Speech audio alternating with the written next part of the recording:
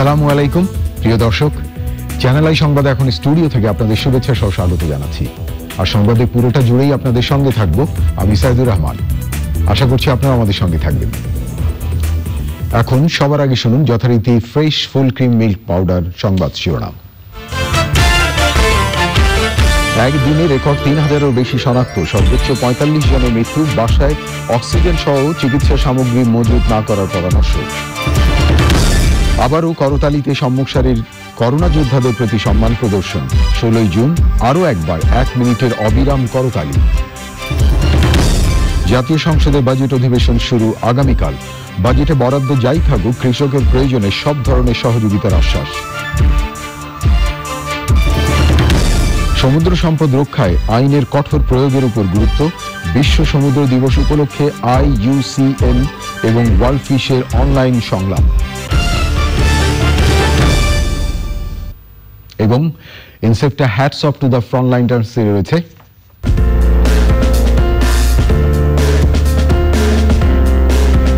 করোনার চিকিৎসায় কাজ করা তরুণ চিকিৎসক খায়রুল ইসলাম সুমনের কথা।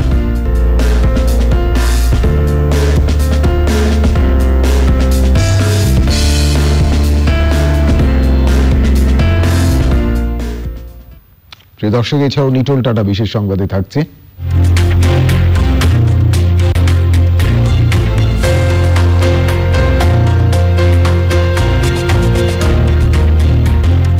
করোনার এ সময়ে নারীদের জন্য মানসিক স্বাস্থ্য বিষয়ক পরামর্শের খবর।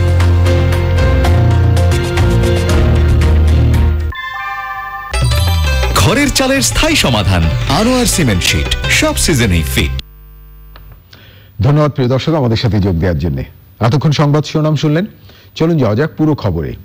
আর এখনকার এই সংবাদ আয়োজন একই সঙ্গে চ্যানেল আই অনলাইনের লাইভ টিভি এবং চ্যানেল আই অনলাইনের ভেরিফাইড ফেসবুক পেজেও সরাসরি সম্প্রচার হচ্ছে। দেশে করোনা ভাইরাসে একদিনে শনাক্তের সংখ্যা ৩,০০০ ছাড়িয়ে গেছে। ২৪ ঘন্টায় মারাও গেছেন এখন পর্যন্ত সর্বোচ্চ ৪৫। মোট আক্রান্তের সংখ্যা ৭১,৬৭৫, মোট মৃত্যু ৯৭৫।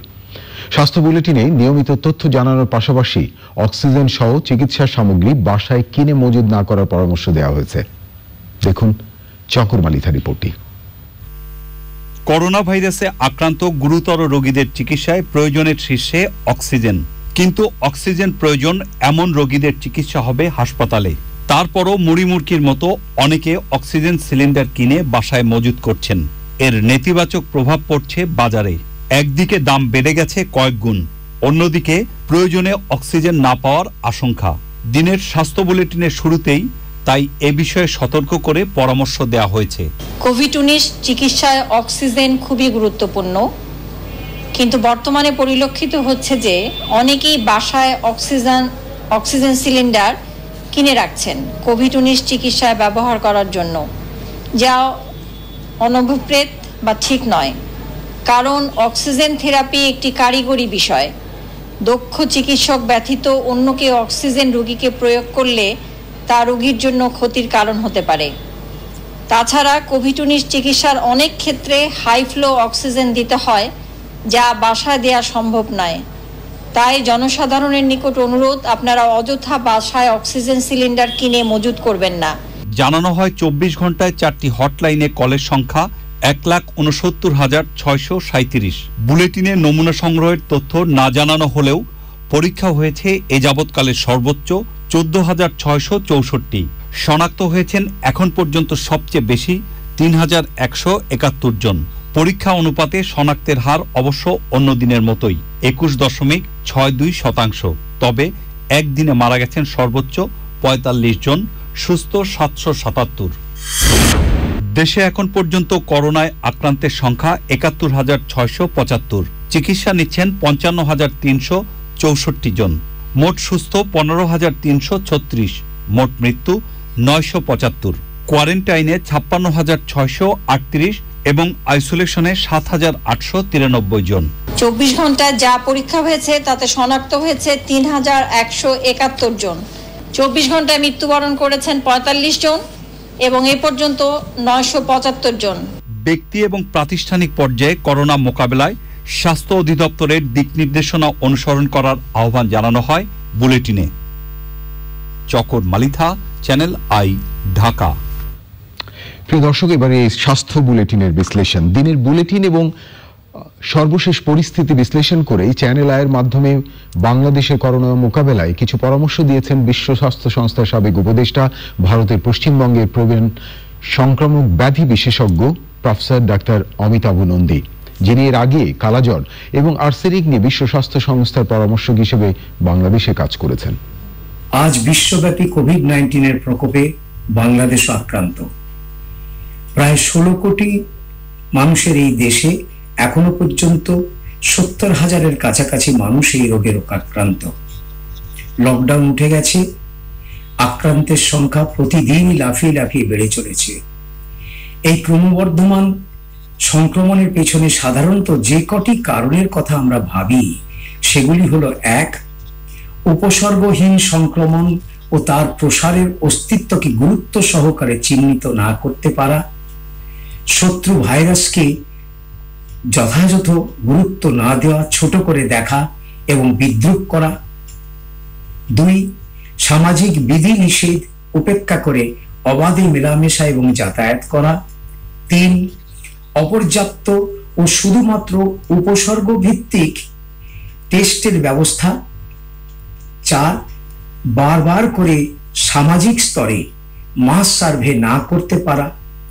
এবং 5, চিহ্নিত সংক্রমিত ব্যক্তিদের সঠিকভাবে পরিবার তথা সমাজ থেকে সম্পূর্ণভাবে বিচ্ছিন্ন করে না রাখতে পারা।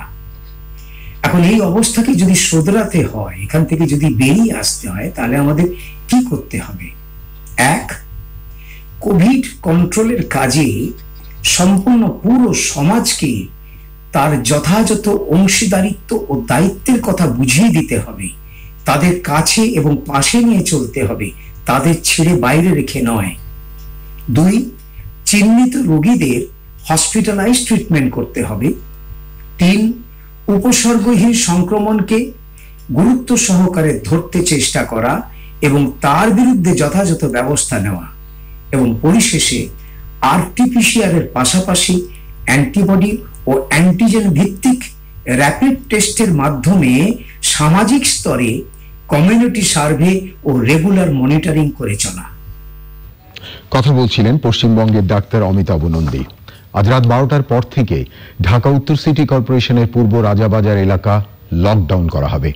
জনসংখ্যার অনুপাতে কোভিড-19 রোগীর সংখ্যা বেশি হয় এই সিদ্ধান্ত নেওয়া হয়েছে। সব ধরনের প্রস্তুতি আছে জানিয়ে কঠোর ও সুষ্ঠুভাবে এই সিদ্ধান্ত বাস্তবায়ন হবে বলে জানিয়েছেন এলাকার কাউন্সিলররা। বাকিটা জানাচ্ছেন সামিয়া রহমান প্রিমা। করোনা ভাইরাসের সংক্রমণ বিবেচনায় বিভিন্ন এলাকাকে লাল, হলুদ ও সবুজ এলাকায় ভাগ করে লকডাউনের সিদ্ধান্ত নেয় সরকার। এরই ধারাবাহিকতায় প্রথমেই উত্তর সিটি কর্পোরেশনের পূর্ব রাজাবাজার এলাকাকে লাল এলাকা ঘোষণা করা হয়েছে। পূর্ব রাজাবাজার এলাকায় 50,000 মানুষের বসবাস। এই এলাকায় 8টি প্রবেশ পথ বন্ধ করে জরুরি কাজে শুধুমাত্র IBA হোস্টেলের পাশের রাস্তাটি খোলা রাখা হবে। এই সময়ে অসুস্থ রোগীদের জন্য থাকবে টেলিমেডিসিন সেবা এবং কেনাকাটায় থাকছে অনলাইন সুবিধা। তবে লকডাউনের খবরে শেষ বাজারে বের হয়েছেন অনেকেই। আমি আসলে 1 মাসে বাজার করতে বের হয়েছি, কারণ লকডাউনের পরে তো আমি সেটা করতে পারবো না। আর অনলাইনে অনেক সুবিধা আছে অবশ্যই। এটা তো ভালো জিনিস, এটা ভালো জিনিস, সবারই কর্তব্য। চতুর্দিকটা কিছু অনেক কিছুই শোনা যায়, কিন্তু কেউ তো মানে করতে পারে না, পেটের দায়ে কিছু করতে পারে না। 3.5 মাস তো আমরা তো দেখছি সবকিছুই, একবার এটা হচ্ছে একবার ওটা হচ্ছে, আমরা তো সবকিছুতে মেনে নিতে রাজি আছি। লকডাউন যথাযথ পালনে এলাকাবাসীকে আহ্বান জানিয়েছেন স্থানীয় councillor. Food support, treatment support, আমাদের আইসোলেশন সেন্টার, আমাদের নমুনা সংগ্রহ সেন্টার সব আমাদের কমপ্লিট। কর্মহীনদের তালিকা আপনার 1200-র মতো এই শুধু পূর্ব রাজাবাজারটার মধ্যে। তারপরে আমি আরো 1200 ধরছি যারা ওই যে মধ্যবিত্ত শ্রেণীটা, যারা মানুষের কাছে হাত পাততে পারে না, তারা হটলাইনে ফোন দেয়, তাদের ধরছি 1200। 3000 লোকের অ্যারেঞ্জমেন্ট করে রাখছে যাতে ফুডের কোনো সমস্যা নাই। এলাকার নাজনীন স্কুল অ্যান্ড কলেজে নমুনা সংগ্রহের বুথ রয়েছে। এই সময়ের মধ্যে কোনো লক্ষণ বা স্বাস্থ্যগত কোনো সমস্যা হলে সেখানে যোগাযোগ করতে বলা হয়েছে। Samia Rahman Prima, channel I, Dhaka. দেশে সরকারিভাবে 8 বিভাগের 64টি জেলায় মেডিকেল কলেজ হাসপাতাল এবং সদর হাসপাতাল মিলিয়ে 181টি আইসিইউ ছিল। বর্তমানে করোনা সংক্রমণের পর কোভিড-19 চিকিৎসায় নির্দিষ্ট হাসপাতালগুলোতে আইসিইউ সুবিধা বেড়ে দাঁড়িয়েছে 399টি। তবে উন্নত দেশের অভিজ্ঞতায় আইসিইউর বিকল্প high flow oxygen nasal cannula therapy করোনার সফল চিকিৎসা হতে পারে বলে মনে করছেন বিশেষজ্ঞরা। দেখুন জান্নাতুল বাকিয়া কেকার রিপোর্ট। বয়স 40-এর উপরে যাদের হৃদরোগ, উচ্চ রক্তচাপ এবং কিডনি বা ক্যান্সারের মতো রোগ জটিলতা রয়েছে, সাথে করোনার উপসর্গ জোরালো, তাদের ক্ষেত্রে হাসপাতালে ভর্তি, অক্সিজেন সাপোর্ট, এমনকি আইসিইউ সাপোর্ট লাগতে পারে বলছেন চিকিৎসকরা। জ্বর আপনার কমছে না, জ্বর সব সময় আপনার নিয়মিত জ্বর 38 ডিগ্রি সেলসিয়াসের বেশি থাকছে, তখন আপনার ঘরে বসে না থেকে সঙ্গে সঙ্গে হাসপাতালে ভর্তি হন। আমি বারবার বলছি, সরকারি হাসপাতালগুলোতে অক্সিজেনের কোনো স্বল্পতা নাই। তবে দেশে আইসিইউর দারুণ সংকট রয়েছে। যদিও করোনাকালে কোভিড-19 চিকিৎসায় নির্ধারিত হাসপাতালগুলোতে 399টি আইসিইউর ব্যবস্থা করা গেছে। এর মধ্যে ঢাকা শহরেই রয়েছে 218টি। যাদের সেন্ট্রাল অক্সিজেন সাপ্লাই রয়েছে তাদের যদি হাই ফ্লো অক্সিজেন এর মাধ্যমে আমরা তার মিনিটে 50 থেকে 60 লিটার অক্সিজেন আমরা দিতে পারি।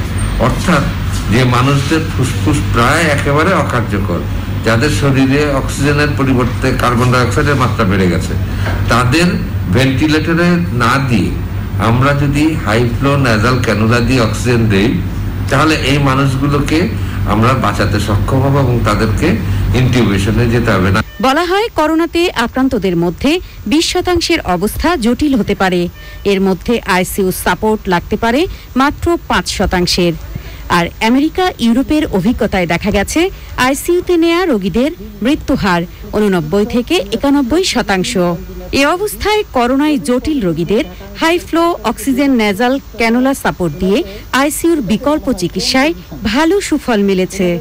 আসলে আমাদের মাননীয় প্রধানমন্ত্রী কিন্তু চীন দেশের মহামান্য প্রেসিডেন্টের সাথেও কিন্তু আলোচনা করেছেন এবং চায়নার প্রেসিডেন্টকে মাননীয় প্রধানমন্ত্রী কিন্তু অনুরোধ করেছেন আমাদের দেশে হাই ফ্লো নেজাল ক্যানুলা যেন সরবরাহের ক্ষেত্রে উনি সাহায্য করেন।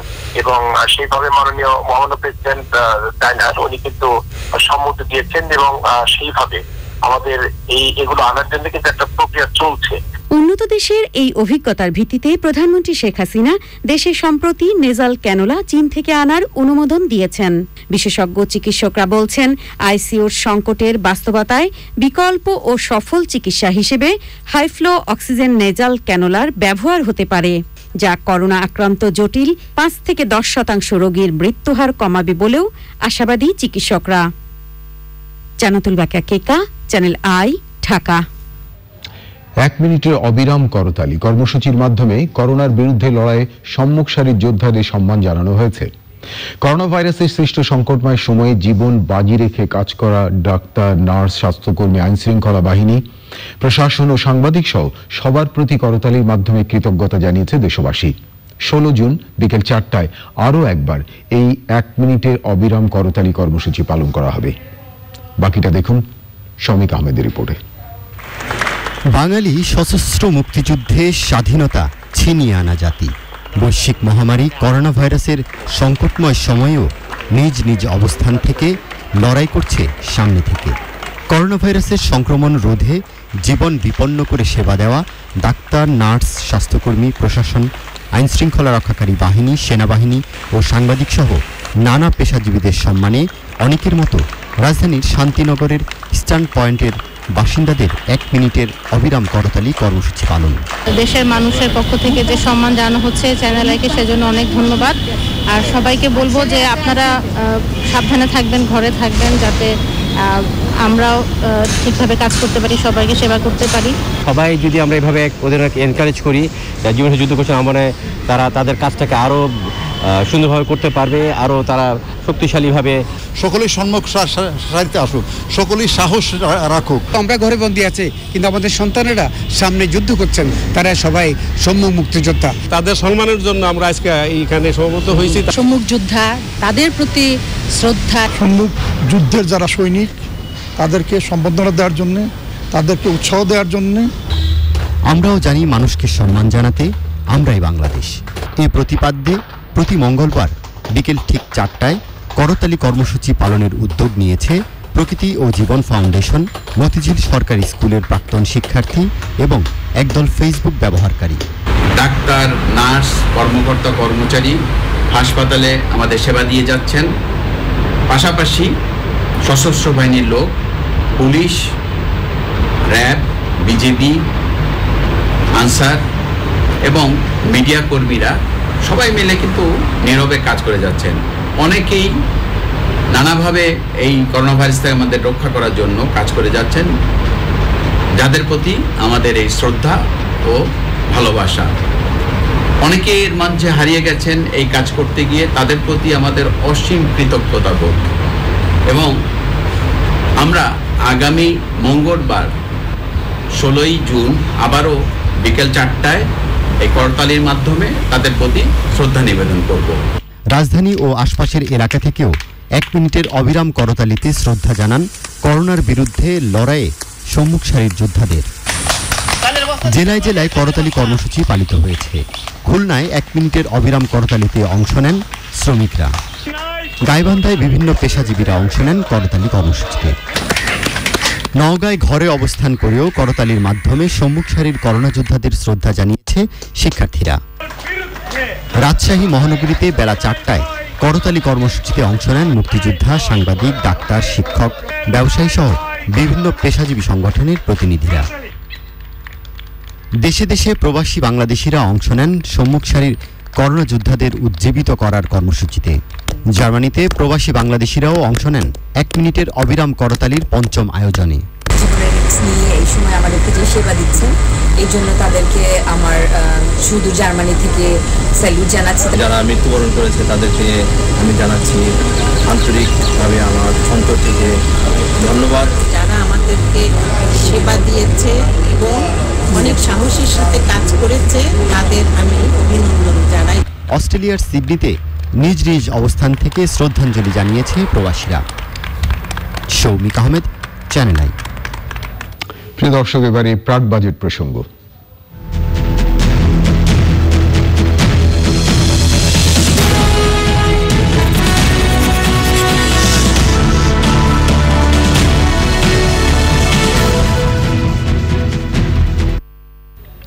একাদশ জাতীয় সংসদের 8ম এবং বাজেট অধিবেশন শুরু হচ্ছে আগামীকাল।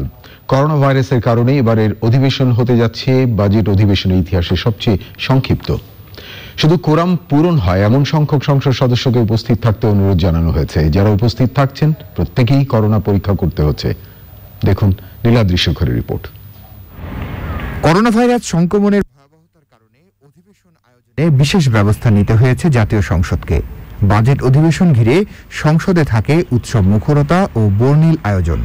করোনা পরিস্থিতিতে এবার বাজেটের উপর আলোচনা হতে পারে সর্বোচ্চ 10 থেকে 15 ঘন্টা, কর্মদিবসও কমিয়ে হবে 10 থেকে 12 দিন। বাজেটের উপর আলোচনা ছাড়া আর কোনো আলোচনা থাকছে না এবারের অধিবেশনে।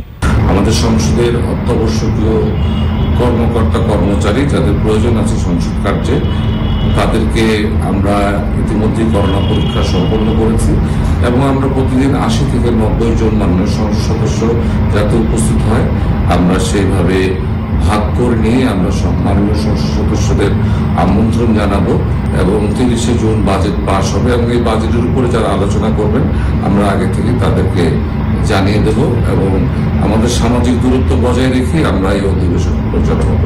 অধিবেশনে শুধু তুলনামূলক নবীন সংসদ সদস্যরাই অংশ নেবেন, তাদেরও পূর্ণাঙ্গ স্বাস্থ্যবিধি মানতে হবে। বিগত বছরের ন্যায় হয়তো সবাই একসাথে বসবেন না। বৈশ্বিক মহামারীর কারণে করোনা ভাইরাসের জন্য স্বাস্থ্যবিধি মেনে সামাজিক দূরত্ব বজায় রেখে উপস্থিত সকলে অংশগ্রহণ করবেন। আমি আশা করি সবাই এই অধিবেশনকে অংশগ্রহণমূলক ও প্রাণবন্ত করে তুলবে। অধিবেশনে দর্শনার্থী এবং সাংবাদিকদের প্রবেশ নিরুৎসাহিত করা হয়েছে। সাংবিধানিক বাধ্যবাধকতার কারণে 18 এপ্রিল সংসদ অধিবেশন বসেছিল, যা ছিল সংসদের ইতিহাসে ক্ষুদ্রতম অধিবেশন। Niladri Shekhar, channel I, Dhaka. করোনাকালে আবারও প্রমাণ হলো অর্থনীতির প্রাণভোমরা কৃষি এবং সত্যিকারে বীর হলো কৃষক। তবে কৃষককে সুরক্ষা দিতে উৎপাদিত পণ্যের বাজারজাত করে করোনায় কিছুটা হলেও ক্ষতি পুষিয়ে নিতে নীতি নির্ধারণী পর্যায়ে সমন্বয়হীনতার সংকট এখন প্রকট। কৃষিমন্ত্রী আশ্বস্ত করেছেন, বাজেটে বরাদ্দ যাই থাকুক, বছরে যে কোনো সময় কৃষকের প্রয়োজন সব ধরনের সহযোগিতা মিলবে। প্রাণী সম্পদ মন্ত্রী চাওয়া, অর্থমন্ত্রী যেন এই খাতটিকে গৌণ করে দেখার প্রবণতা থেকে বেরিয়ে আসেন। রিজভী নওয়াজের রিপোর্ট। করোনায় স্থবির জীবনযাপন, অর্থনীতির চাকাও যেন চলছে ধীরলয়ে। রপ্তানি আয়ে আগে থেকেই নেতিবাচক অবস্থা, তার উপর করোনার দীর্ঘ ছায়া। মধ্যপ্রাচ্য সহ বিভিন্ন দেশে কাজ হারানো প্রায় 15 লাখ প্রবাসী যদি শেষ পর্যন্ত দেশে ফিরে আসে, তবে অর্থনীতির জন্য তা হবে বড় হতাশার। এমন নিদাক সময়ে গোটা অর্থনীতিকে এককভাবে টেনে নিয়ে যাচ্ছে কৃষি। বোরোর বাম্পার ফলন, মাছ, মাংস, ডিম, দুধ, শাকসবজি, তরকারি সহ কৃষির উপখাতগুলো দারুণভাবে সরবরাহ ব্যবস্থাকে বাঁচিয়ে রেখেছে। প্রধানমন্ত্রী শেখ হাসিনা একাধিকবার কৃষকের প্রতি কৃতজ্ঞতা প্রকাশ করেছেন, আশ্বস্ত করেছেন বরাদ্দ নিয়ে কোনো সমস্যা হবে না। ভালো কৃষির ফল পাওয়ার দরুন এবার কিন্তু ভালো একটা আমরা উতরে আসতে পেরেছি এই দুর্যোগের সময়। যদি আমাদের ফসল মারা যেত তাহলে আমরা কিন্তু ডাবল হ্যাজার্ডে পড়ে যেতাম। সেটা আল্লাহ আমাদেরকে দিয়েছে, আমাদের জনগণ কষ্ট করে করেছে। এবং আগেই বীজ সাপ্লায়ারদের সঙ্গে বিদেশে অ্যাডভান্স অর্ডার দিয়ে রাখতে হবে, যাতে করে আমরা আগামী ফসলে বীজ এবং সার এই দুইটা কোনো অভাবে না ভুগি। আমরা মাননীয় প্রধানমন্ত্রী সরকার প্রধান এই সম্বন্ধে সম্পূর্ণ সচেতন, আমি যেটুকু বুঝতে পেরেছি। কৃষিমন্ত্রীও বললেন, উন্নয়ন বাবদ কৃষি মন্ত্রণালয়কে প্রায় 2000 কোটি টাকা বেশি দেওয়া হয়েছে। এখানেই শেষ না, শিগগিরই যান্ত্রিকীকরণে 3000 কোটি টাকার প্রকল্প পাশ হচ্ছে একনেকে। প্রথম থেকেই সরকার কৃষিকে গুরুত্ব দিয়ে সর্বোচ্চ বরাদ্দ দিয়ে আসছিল এবং সেই ধারা কিন্তু 10 বছরে কমে নাই, অব্যাহতভাবে চলছে।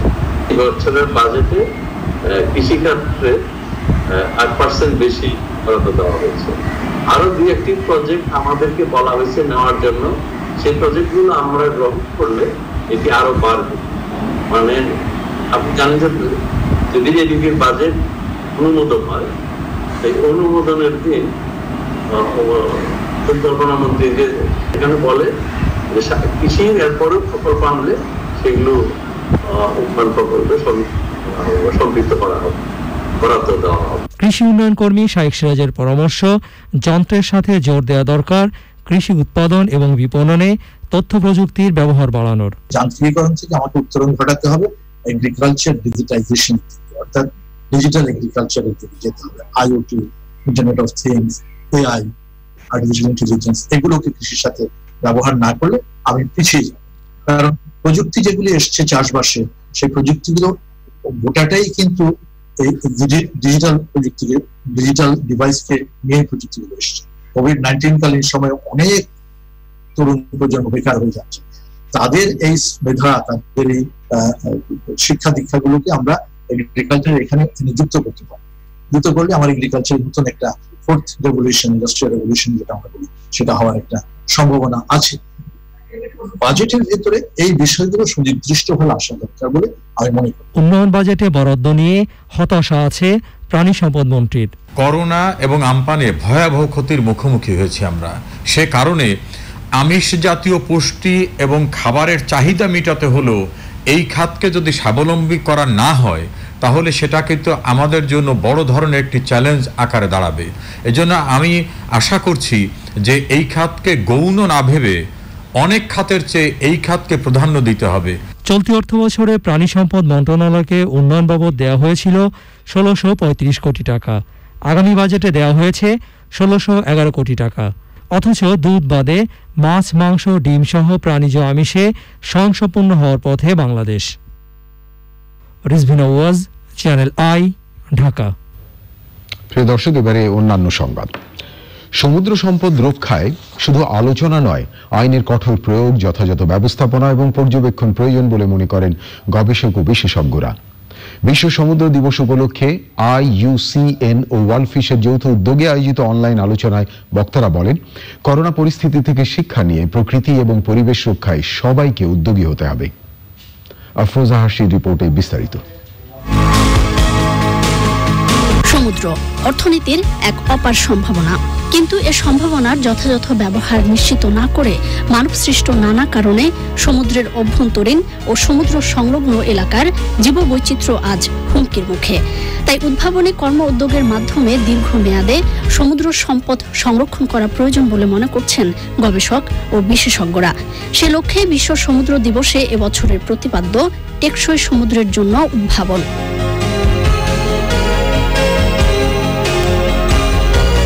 বিশ্ব সমুদ্র দিবস উপলক্ষে অনলাইন আলোচনায় বিশেষজ্ঞরা বলেন, পরিকল্পনার অভাব, সমন্বয়হীনতা, দক্ষ জনবলের অভাব, সর্বোপরি যথাযথ ব্যবস্থাপনার অভাবে সাগরে থাকা অফুরান সম্পদের যথাযথ ব্যবহার নিশ্চিত করা যাচ্ছে না। রাজনৈতিক, অর্থনৈতিক এবং সমুদ্র সম্পর্কিত যেসব জ্ঞান আছে সবগুলোকে যদি আমরা মিলিয়ে না নিই তাহলে আমরা আমাদের বিশেষজ্ঞগুলো কিছু করতে পারবো না। এই কোঅর্ডিনেশনটা, ইন্টারএজেন্সি কোঅর্ডিনেশনটা অত্যন্ত প্রয়োজন এবং অত্যন্ত জরুরি।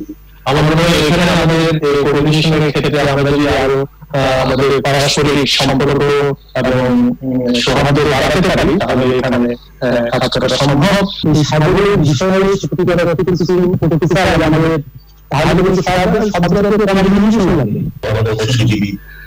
বা আমাদের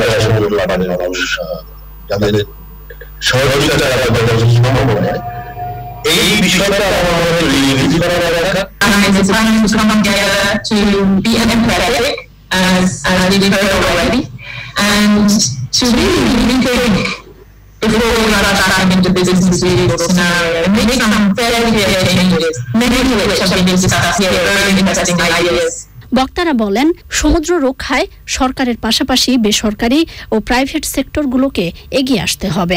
আমাদের প্রকৃতির প্রতি যে মমতা, সেই মমতাটা আনতে হবে, প্রকৃতি পরিবেশকে ভালো রাখতে হবে। তাহলে কিন্তু আমাদের সবাইকে হাতে হাত মিলাতে হবে এবং সবাইকে কিন্তু বুঝতে হবে যে এই প্রকৃতি আমাকে কি দিচ্ছে এবং এই প্রকৃতির এই যে আশেপাশে যা আছে, শুধু আমরা কিন্তু গাছ নিয়ে কথা বলি, আমরা পাখি নিয়ে কথা বলি, আমরা ওয়াইল্ড অ্যানিমেল নিয়ে কথা বলি, আমরা নদী নিয়ে কথা বলি, সমুদ্র যে কতটুকু ইম্পর্টেন্ট এটা কিন্তু আমরা খুব বেশি ভালো জানি না। সুতরাং এটাকে কিন্তু খুব বেশি করে প্রচারণার মাধ্যমে সচেতনতা তৈরি করতে হবে।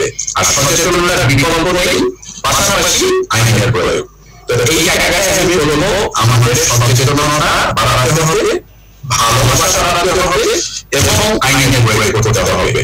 সবকিছু মিলিয়ে একটা প্যাকেজ না তৈরি করলে কিন্তু আবার সেই আইনের মতোই কিন্তু যেটা এই কোভিড-19 যে শিক্ষাটা আমাদের দিয়েছে, এই শিক্ষা থেকে যদি আমার শিক্ষা না হয় তাহলে কিন্তু আবার যাত্রা হবে। সুতরাং এই জায়গাটা মাথায় রাখতে হবে, এটা জানি সবাই কথা বলতে হবে, কাজ করতে হবে, আর তাহলেই আমরা করোনা পরবর্তী প্রকৃতি ও পরিবেশ রক্ষায় সুপরিকল্পনার উপর গুরুত্ব আরোপ করেন আলোচকরা।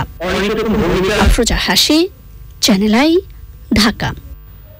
প্রিয় দর্শক, এবারে হ্যাটস অফ টু দ্য ফ্রন্টলাইনার্স।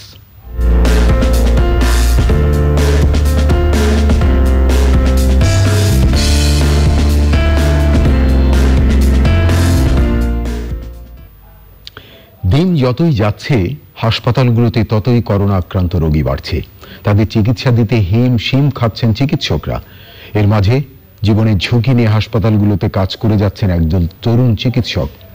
তাদের একজন তরুণ চিকিৎসক খায়রুল ইসলাম সুমন। তার কথা জানাচ্ছেন মোরসালিন বাবলা। 1983 সালে কুমিল্লার লাঙ্গলকোটের দোরখার গ্রামের কৃষক পরিবারে জন্ম খায়রুল ইসলাম সুমনের। চাচার বাড়িতে থেকে এইচএসসি পাশের পর কুমিল্লা বোর্ডে নবম স্থান পেয়ে এইচএসসি পাশ করেন তিনি।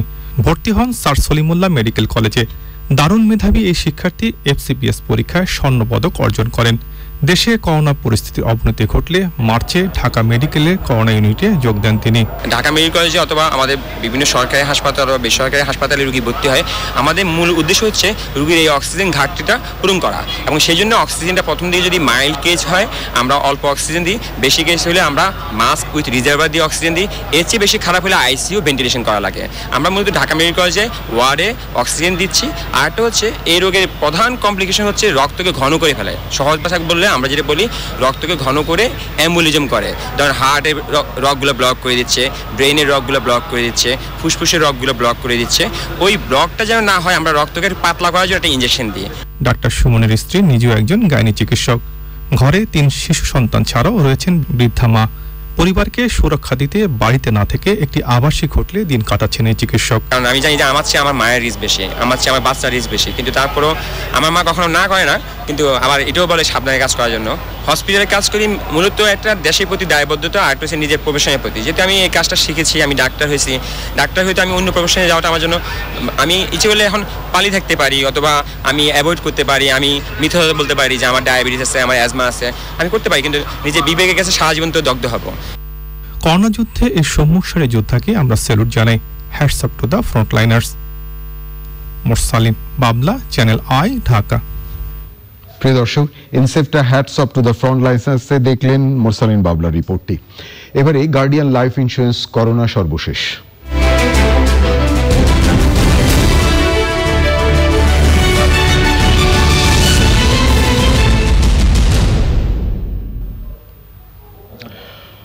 প্রিয় দর্শক, সংবাদে এই পর্যায়ে করোনা ভাইরাস পরিস্থিতির সর্বশেষ আপডেট জানাতে বার্তাকক্ষ থেকে যুক্ত হচ্ছেন সহকর্মী এনামুল কবির রূপম। সরাসরি যাচ্ছি তার কাছে। রূপম, আপনি নিশ্চয়ই আমাকে শুনতে পাচ্ছেন। আজকে করোনা পরিস্থিতির সর্বশেষ আপডেট কি আছে আপনার কাছে যদি জানান।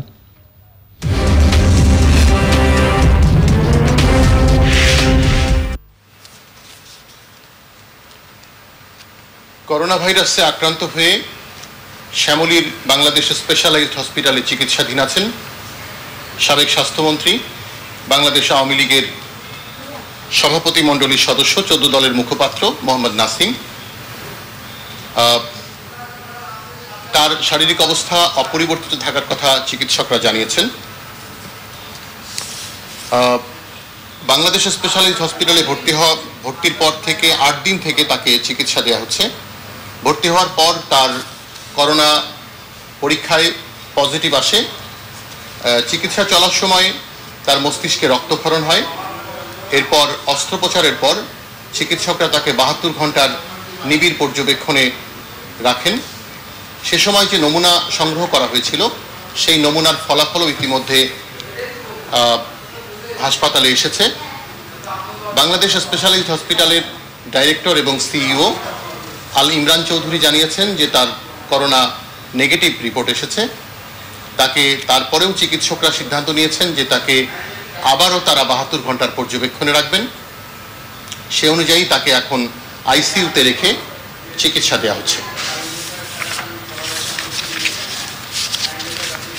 করোনা আক্রান্ত হয়ে সম্মিলিত সামরিক হাসপাতালে আছেন চট্টগ্রাম বিষয়ক মন্ত্রণালয়ের মন্ত্রী বীর বাহাদুর উইশো সিং। তার স্বাস্থ্যের অবস্থা স্থিতিশীল বলে তাকে এখন কেবিনে রেখে চিকিৎসা দেওয়া হচ্ছে। একই হাসপাতালে চিকিৎসা দেওয়া হচ্ছে করোনা আক্রান্ত সিলেটের সাবেক মেয়র বদরুদ্দিন আহমেদ কামরানকে।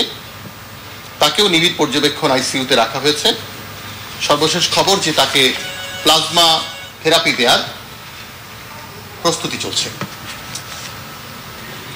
গণস্বাস্থ্য কেন্দ্রের প্রতিষ্ঠাতা ট্রাস্টি করোনা ভাইরাসে আক্রান্ত ডাক্তার জাফরুল্লাহ চৌধুরীর শারীরিক অবস্থা সংকটাপন্ন বলে জানানো হয়েছে। তার ফুসফুসে সংক্রমণ দেখা দিয়েছে। এই কারণে তার ফুসফুস খুব ভালো কাজ করছে না বলে চিকিৎসকরা জানিয়েছেন, এবং সে কারণেই জাফরুল্লাহ চৌধুরীকে অক্সিজেন দেওয়া হচ্ছে এবং সেই সঙ্গে অ্যান্টিবায়োটিক চলছে। পারিবারিক সূত্র বলছে যে তিনি আগের মতো খাবার খেতে পারছেন না। আর তার চিকিৎসকরা জানিয়েছেন যে পুরোপুরি ঝুঁকিমুক্ত নন ডাক্তার জাফরুল্লাহ চৌধুরী। করোনা ভাইরাসের চিকিৎসায় চীনের উদ্ভাবিত ভ্যাকসিন, এই ভ্যাকসিনের 3rd ফেজের ট্রায়াল হবে আগামী জুলাইয়ে।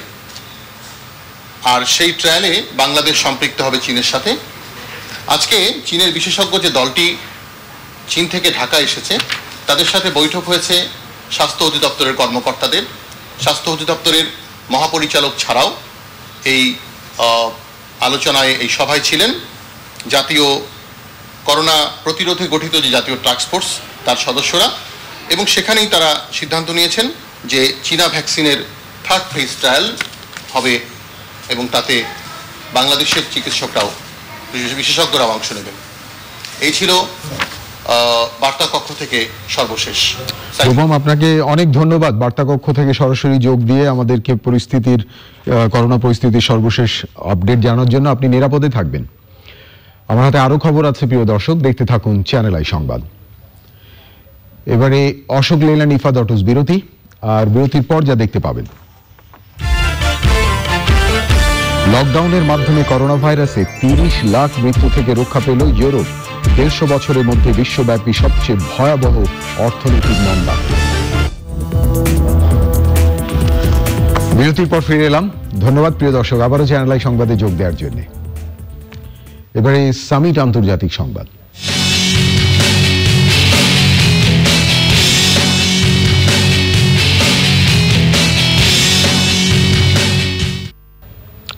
বিশ্বে করোনা ভাইরাসের আক্রান্তের সংখ্যা 72 লাখ ছাড়িয়েছে।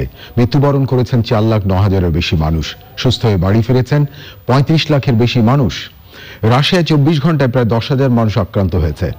ইম্পেরিয়াল কলেজ লন্ডনের গবেষণা প্রতিবেদনে বলা হয়েছে, লকডাউনের কারণে 30 লাখ মানুষ মৃত্যু থেকে রক্ষা পেয়েছে ইউরোপে। বিশ্বব্যাংক বলছে, কোভিড-19-এর প্রভাবে বিশ্বের অর্থনীতি গত 150 বছরের মধ্যে সবচেয়ে বেশি ক্ষতিগ্রস্ত হতে যাচ্ছে। এবারে নিটোল টাটা বিশেষ সংবাদ।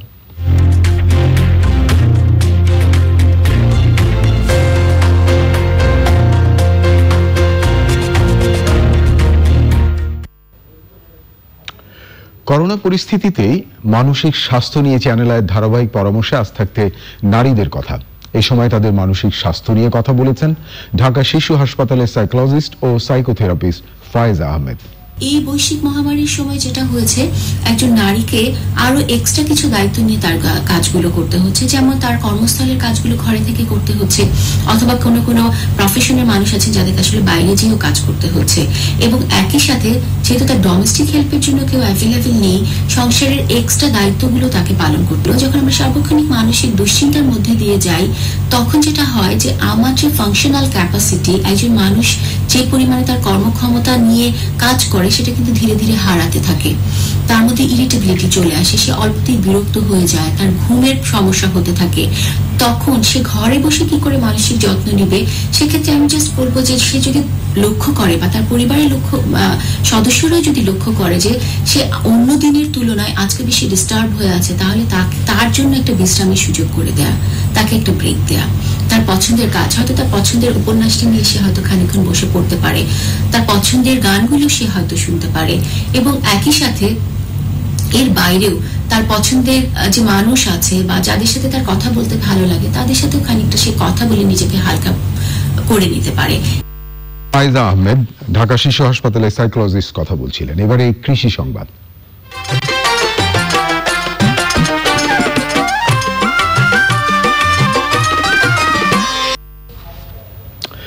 করোনা পরিস্থিতিতে কৃষি উৎপাদন বৃদ্ধির নানামুখী তৎপরতা শুরু হয়েছে রংপুরে। কৃষি জমি সর্বোচ্চ ব্যবহার করতে আঞ্চলিক কৃষি গবেষণা কেন্দ্রের পাশাপাশি কৃষি সম্প্রসারণ অধিদপ্তর 1 লক্ষ কৃষক পরিবারের শাকসবজির বীজ বিতরণ কার্যক্রম চালিয়ে যাচ্ছে। প্রিয় দর্শক, এখন দেখবেন প্রকৃতি সংবাদ।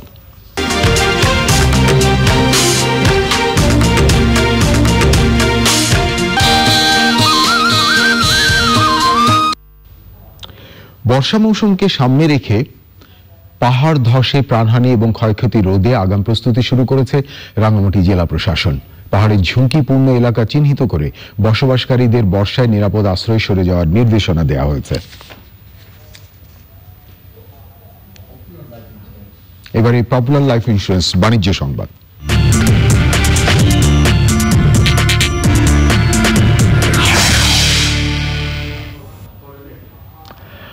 সুনির্দিষ্ট বিধিমালার মাধ্যমে প্রণোদনা অর্থ যাদের প্রয়োজন তাদের দেয়া না হলে উল্টো বৈষম্য এবং অস্থিতিশীলতা বাড়তে পারে বলে আশঙ্কা করেছে সিপিডি।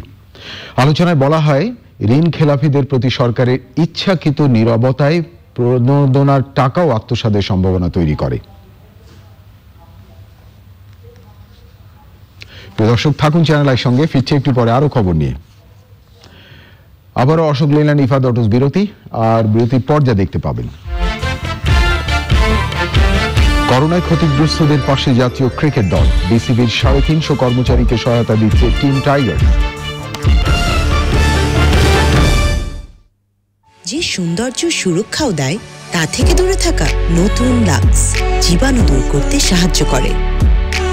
আর 7টি সৌন্দর্য উপাদানের সাথে আমার ত্বকে আনে মখমলি গ্লো। লাক্স, থাকো সুরক্ষিত, থাকো সুন্দর। আরে বাহ, তুই তো বেশ সংসারী। চাটা বাড়িয়ে ভাবিকে একদম খুশি করে রাখিস। হ্যাঁ কেন, তুই করিস না মনে হয়? আরে মামা, রান্নাঘরে ঢুকতে দিলে তো আমার বউ যে রাগি। শোন, সবকিছু ঠান্ডা ভালো না, চার বউ একটু গরম হলেই ভালো। সেদিন আমাকে নিজে থেকে বলো যে